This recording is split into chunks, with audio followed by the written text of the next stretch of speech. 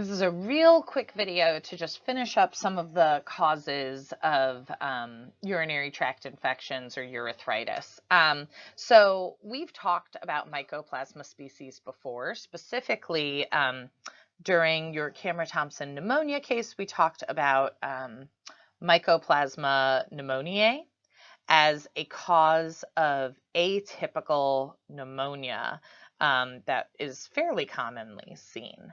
Now we're going to talk about some other species of Mycoplasma, and we're also going to talk about Ureaplasma, which is kind of the cousin of the Mycoplasma genus.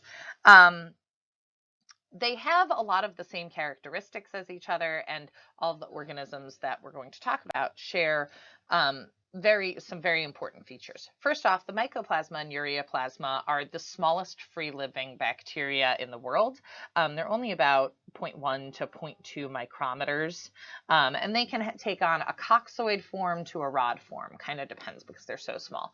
Now, this is important. They lack cell walls. They don't have them.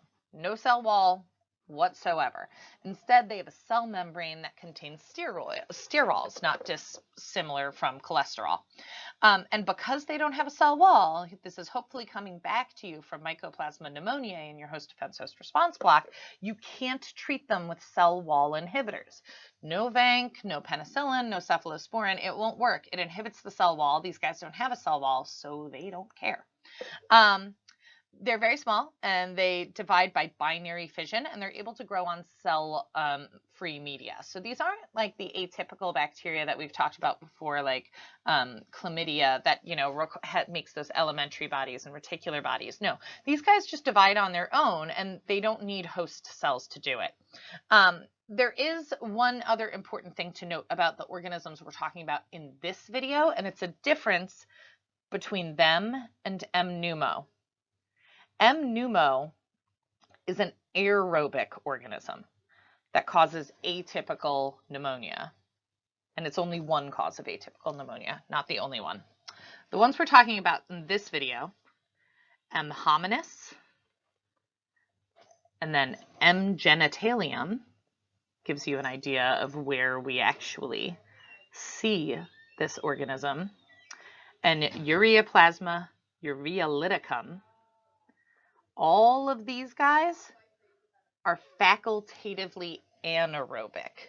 So they can grow with air or without air, but M. pneumo needs air. So that's a major differentiating factor between the organisms we're talking about here and the Mycoplasma we learned about previously. Okay, clinical disease. So clinical disease is a little hard to characterize with these guys. Infants, particularly female infants, are colonized with M. hominis, M. genitalium, and the Ureaplasma species early on.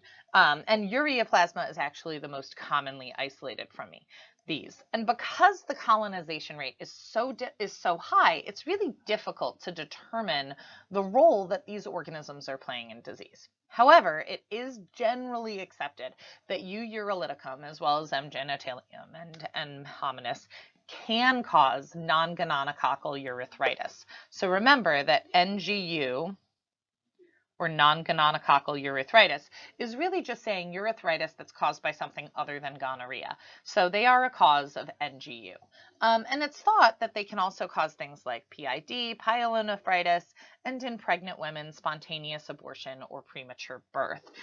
Women are often asymptomatic carriers, so that's why we may see some of these kind of more insidious effects, because women might not be aware that they actually have this urethritis occurring or this infection occurring.